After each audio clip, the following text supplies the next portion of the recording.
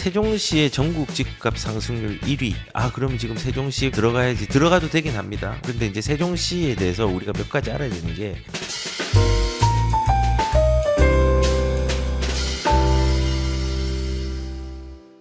세종시의 전국 집값 상승률 1위 2025년 4월 27일이죠. 얼마 전이죠. 서울보다 0.16% 앞섰다. 이제 이게 왜 그렇죠? 요런 거잖아요. 대통령실 이전 기대감에 세종시 집값이 5.8배 상승을 했다라고 얘기를 하는데요. 저는 이거를 사람들이 이제 그러면 지금 세종시 오르니까는 들어가야지. 들어가도 되긴 합니다. 오랫동안 가져가려면. 그런데 이제 세종시에 대해서 우리가 몇 가지 알아야 되는 게, 첫 번째는 투자하기에는 좀 아쉬움이 많아요. 왜냐? 집의 가치는, 땅의 가치는 있지만요, 투자로서 전세가가 너무 낮기 때문에 투자로서의 가성비가 안 좋습니다. 우리는 가성비도 따져봐야 됩니다. 두 번째, 촌도설에 너무 예민한 동네입니다. 예전에 세종시가 2019년도 말부터 조금씩 움직이다가 2020년도에 대해서 전국 1위라고 했잖아요. 여기 지금 2025년도 전국 상승률 1위죠. 2020년도 마찬가지였어요. 전국 상승률 1위가 세종시였습니다. 제일 빨리 먼저 움직였습니다. 왜냐? 그때도 2020년 7월 달에 여당에서, 그 당시 여당은 더불어민주당이었죠. 세종시로 행정수도를 이전하겠다는 천도서를 발표했습니다. 천도론을. 그 이후에 세종시 집값이 급등을 하고, 거기에 또 파생돼서 대전까지도 집값이 급등을 했습니다. 그래서 우리는 여기서 좀 주의해야 되는 게, 세종시는 전세가에 대한 부분들을 고려해가지고 집을 좀 바라봐야 되고, 이런 이슈에 오버슈팅이 되는 예민함이 있는 데입니다. 다만 얘가 가장 빨리 먼저 올랐고 가장 먼저 떨어진 부분이 있기 때문에 우상향은 반드시 할 겁니다. 우상향은. 그러면 저는 거꾸로 이 세종시 입지라는 거를 만약에 활용을 한다면 어떻게 해야 될까를 좀 생각을 해보면은, 세종시는요, 지금 현재 갈아타기 하는 사람이 유리한 상황입니다. 왜냐하면 워낙 집값이 많이 빠져 있고 그 시기들이 좀 또 길었잖아요, 얘도. 근데 지금 움직이기 시작하면요, 세종시에서 현금을 좀 보유한 사람이 수요가 붙을 때 더 수요가 좋은 데로 갈아타기에 좋은 물건이라고 생각합니다. 오히려 세종시에 들어가는 사람은, 실거주하는 사람들은 들어가도 상관없는데, 세종시에 오랜 시간 동안 집을 가지고 있는 사람이 수요층이 몰릴 때 내 현금을 합쳐서 수도권에 더 좋은 입지로 갈 수 있는 여건을 만드는 타이밍이라고 생각합니다. 이거는 전적으로 이제 보유한 사람이 갈아타기 입장에서 가장 좋은 장이라고 저는 생각을 하고요. 그리고 이 보유한 사람이 이제 기다림의 열매가 이제 조금씩 열리는 시기이긴 한데, 아직까지 모르죠. 이 이슈가 어떻게 될지는. 그래서 일단 그 세종시 같은 경우는 제가 다른 여러 가지 측면이 있지만은 보유했던 사람 입장에서는 갈아타기가 좀 유리한 상황이다. 왜냐? 사람들이 지금 열심히 이제 이 천도설에 대해서 어떻게 보면은 좀 가능성이 높은 대통령이 세종시 이전에 대한 주장들도 강력하게 하고 있으니까, 그거에 대한 부분들이 이슈가 되면서 집값을 움직이겠죠. 근데 다만 조심해야 됩니다. 이슈가 오버슈팅을 만듭니다. 특히 세종시 같은 경우는. 그래서 갈아타기는 거꾸로 오버슈팅이 되는 부분들이 있다면은, 수요자가 몰린다면은 그거를 좀 활용하는 측면에서 좀 바라보는 게 어떨까라는 생각도 제가 지금 한번 해봅니다. 자, 그리고 서울시 시황을 보면은 거래량들이 4월 달은 3월 달보다 훨씬 적을 것 같은데 라고 이제 생각이 드실 수 있습니다. 실질적으로 한번 시황을 좀 볼게요. 2월 달의 거래량이 지금 2월 1일부터 2월 지금 28일, 27일, 26일, 저번 주 금요일 통계입니다. 6일까지 한 1,700건 정도가 거래가 됐는데, 3월 달은 거의 2배, 2.3배 정도가 올라서 3,700건이 같은 기간에 거래가 됐어요. 그런데 4월 달은 다시 2,166건으로 3월 달에 대비해서 속도가 느려요. 그래서 이 보라색이 3월 달이거든요. 2월 달보다는 빠르고 3월 달보다는 느려. 이렇게 이제 해석이 되거든요. 근데 2월 달은 6,000건 정도 거래가 되었고 지금 3월 달은 제가 생각할 때는 10,000건 정도로 거래가 마칠 것 같습니다. 굉장히 거래가 많이 된 겁니다. 많이 된 거라서 일단은 거래량들을 보면은 3월 달은 굉장히 치고 올라오는 것 같은데 4월 달은 거래량이 2월 달보다는 조금 높은 것 같지만 지금 둔화되는 기울기 속도가 조금 느리네. 시장이 조금 안 좋은 거 아닐까? 라고 이제 생각을 할 수 있습니다. 맞습니다. 지금 조금 눌려 있는 상황이 있습니다. 그런데 되게 재밌는 건요.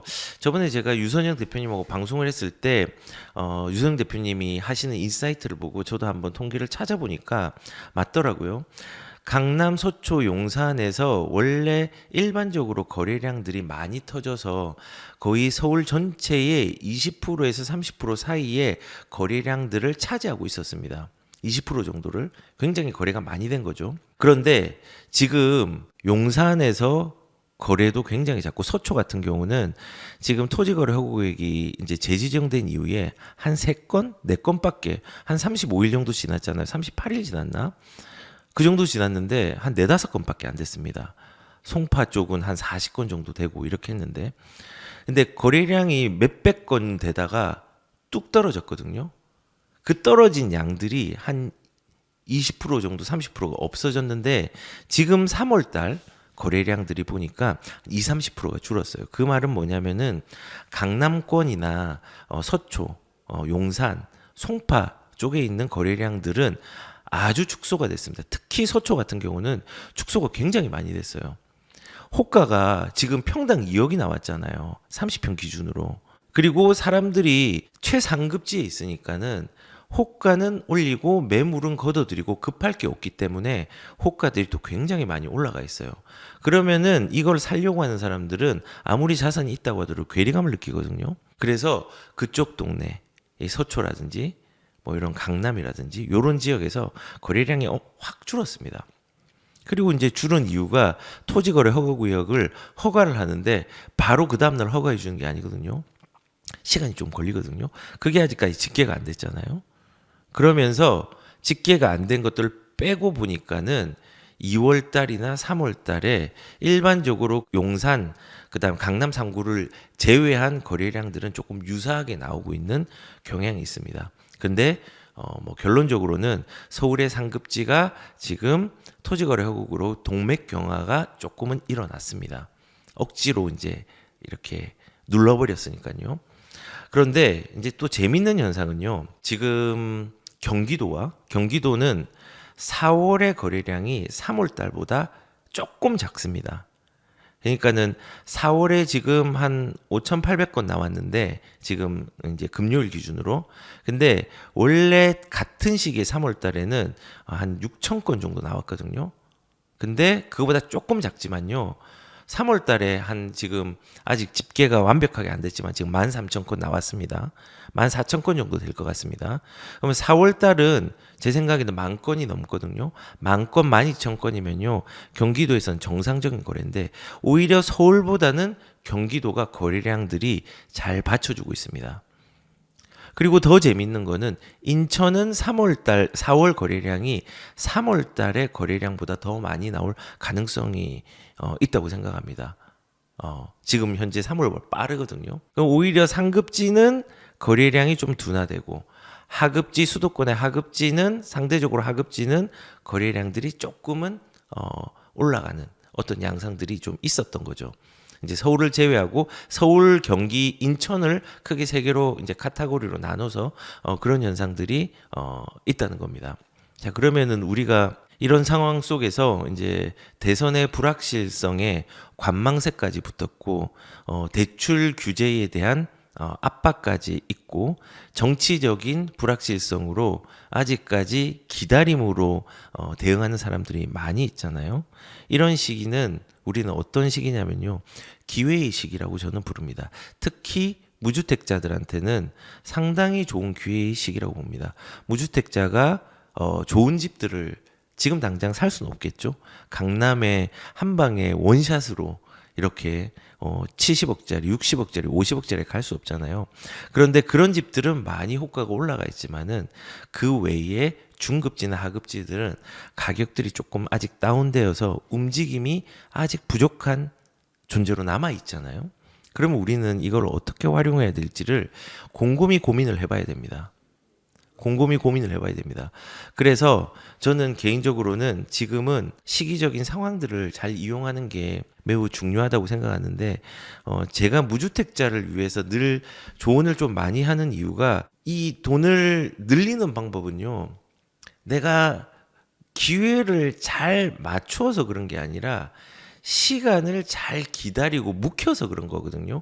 그 묵힘이 빨리 시작점에 도달해가지고 그 시작점을 밟은 사람들이 그 묵힘의 시간들을 더 길게 가지고 갈 수 있기 때문에, 이런 시기에는 이 중하급지에 대한 아까 말했던 서울에서 중하급지라든지 경기도에 있는 중상급지라든지 인천에 있는 상급지 같은 경우는요, 지금 이제 무주택자가 내 집 마련을 하기 위해 딱 좋은 시기 중에 하나라고 생각합니다. 그리고 불확실성들을 이기는 용기만 있다면, 그리고 그 용기를 기르는 기준만 학습을 한다고 하면은 지금 참 좋은 시기라는 생각들을 좀 많이 가져봅니다. 물론 장기적으로는 상급지들이 계속적으로 우상향을 할 수 있는 부분들과 반응을 제일 예민해야 하는 것은 맞습니다. 그렇지만은 주택이 좀 부족한 사람들은 꼭 이런 시기들을 그냥 뭐 경제나 내수에 대한 어려움들이 있다고 하더라도 그 어려움에 대한 고통만 보지 말고 그 고통 속에서 새롭게 탄생하는 기회들을 꼭 잘 보셨으면 좋겠다라는 생각을 저는 가져봅니다. 그래서 우리가 이런 제가 얘기를 하면서 말씀드리고 싶은 게 이제 박탈감을 많이 느끼는 시기가 될 겁니다. 왜냐면은 예전에는 시장의 상황들이 먹고 사는 생존의 문제, 그 다음에 의식주를 해결하는 문제에 집중이 되었다면은 이제는 그거를 넘어서 생존을 넘어서 삶의 질에 대해서 생각하는 부분들이 굉장히 많아졌잖아요. 그래서 예전하고 똑같은 집값의 흐름은 가진 않지만요, 저는 개인적으로 양극화는 계속 일어날 수 있는 여지는 있다고 생각합니다. 우리가 불편하지만은 그 불편한 진실들이 과거부터 지금까지 이루어졌고, 그것들을 비난해서 아무것도 하지 않은 사람들은 결국은 자산들을 늘리지 못했습니다. 왜 이런 얘기를 하냐면요, 우리가 자산에 대해서 경험한 사람들은요, 저도 마찬가지지만 많은 사람들이 동일한 반응을 합니다. 어떤 분이 이제 댓글을 남겼습니다. 신혼 때 친구들이 거의 비슷하게 시작을 했는데 40년이 지난 지금 그래도 움직이고, 그 당시에는 거의 문외하 수준으로 이런 동영상도 없고 성공과 실패를 거듭한 결과 마지막에 20년 전에 서울 두 곳, 어디냐, 강남과 한남, 내 상황에 맞게 전세 끼고 투자해 놓은 게 20년 세월을 버티면서 살았더니 세월이 불을 안겨줬다고 합니다. 이게 그거거든요. 사람들이 빨리 돈을 회수하려고 할 때 실수가 일어나고 실망이 일어나고 실패가 일어납니다. 그런데 이거를 우직하게 가지고 있으면요, 시간이 희망을 주고 자산을 늘려주고 이것들에 대한 건재한 나의 미래를 보장해 줍니다. 근데 사람들은 이 시간을 들이는 걸 되게 싫어합니다. 빨리 돈을 회수해서 빨리 돈을 벌어가지고 내가 빨리 부자가 되어서, 그런 상황으로 한다고 하면은 상당히 자산 모으는데 어려움이 좀 많다고 저는 생각을 합니다. 그래서 우리가 시간이라는 것들 되게 중요하니까 이런 시간에 대한 것들을 경험자들은 되게 많이 깨닫고 이 방향성들이 맞다는 것들을 아는 사람들이 되게 많습니다. 근데 반면에 이런 분들도 있습니다. 이제 자산을 불신하는 반응은 현재에 있는 자기의 상황에서 정부와 정책이 자기를 보호해 줄 수 있다고 믿고 정치가들을 신봉하는 경우들이 되게 많습니다. 저는 정치인들을 믿지 않습니다. 민주당이든 국민의힘이든 다들 개인의 욕심이 있잖아요. 저는 그 정당의 가치가 시장의 움직임을 만들 수 있다고 생각을 하고, 그 구성원들 자체는 제가 믿어지지는 않더라고요. 다들 욕심 차리는데 바쁘니까. 근데 아무튼 자산에 이제 불신자들의 반응들은 어쩌냐면요, 이렇습니다. 그 제가 이제 영상을 올렸는데 되게 재밌는 댓글이더라고요. 이재명이 당신 같은 잔머리를 굴리는 인간을 모를 것으로 보이나요? 제가 부동산에 대해서 여러 가지 조언들을 하고 방향을 제시하니까 그게 잔머리로 보였나 봅니다. 대장동에서 이미 그 사람의 실력을 보았을 텐데 이재명이 대장동을 만들어냈다는 거죠. 이재명은 당신같이 아둔한 사람들이 희망하는 부자들의 부동산을 상승시킬 만큼 미련하지 않아요. 라고 이렇게 자산의 불신자들은 정치를 빗대어서 정치에 기대어서 이런 반응들을 하는 것 같습니다. 뭐 다양한 반응들이 있겠지만은 좋습니다. 저는 여기에 대해서 좀 말씀을 드리고 싶은 게 이재명은 당신 같은 잔머리를 굴리는 인간을 모를 것으로 보이나요? 예, 저는 이재명은 저보다 훨씬 똑똑한 사람이고 독한 사람이라 당연히 제 머리 위에 있겠다고 생각을 합니다.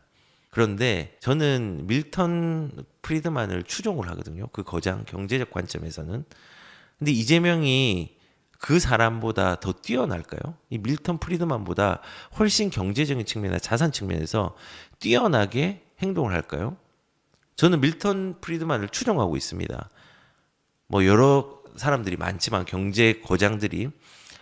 그래서 저는 제 관점에서는 이런 뭐 이제 그 경제학자라든지 경제 원리들을 기반으로 해서 우리 자유민주공화국, 자유시장 경제 원리에 대해서 늘 그런 바탕으로 얘기를 하고 있습니다. 근데 과연 이재명이 그 예전에 지식들을 쌓아놓고 축적을 했던 그 밀턴 프리드만이라든지 여러 경제학자들이 추종하는 이론들과 실제보다 더 나은 경제의 상황들을 뭐 생각을 할 수 있을까요? 저는 또 그런 생각을 합니다. 밀턴 프리드man 화폐주의의 이제 인플레이션과 경제 현상에 대해서 핵심적인 역할을 한다는 걸 강조를 했거든요. 인플레이션은 언제나 어디서나 화폐적 현상이라고 얘기를 합니다. 그 현상은 화폐 공급이 지나치게 증가할 때 물가는 상승하고 인플레이션은 발생한다는 뜻인데 이런 것들을 조절하는 게 정부와 중앙정부고 화폐 공급을 적절하게 관리해서 경제 안정성을 유지할 수 있다고 주장한 사람이 이제 밀턴 프리드먼입니다. 근데 저는 그분들의 기반들을 추종을 하거든요. 제 지식이 아닙니다. 그리고 그 지식들을 추종하면서 투자를 해봤습니다. 근데 이재명이 당신 같은 잔머리 굴리는 인간을 모를 것 같나요? 뭐 저보다 뛰어난 사람이지만 이재명이 그런데 글쎄요. 그리고 대장동이 이미 그 사람의 실력을 보았을 텐데라고 얘기를 했는데 예, 봤습니다. 대장동으로 이재명 후보가 부패 수위가 어느 정도까지 끌어올릴 수 있는지 제가 봤죠.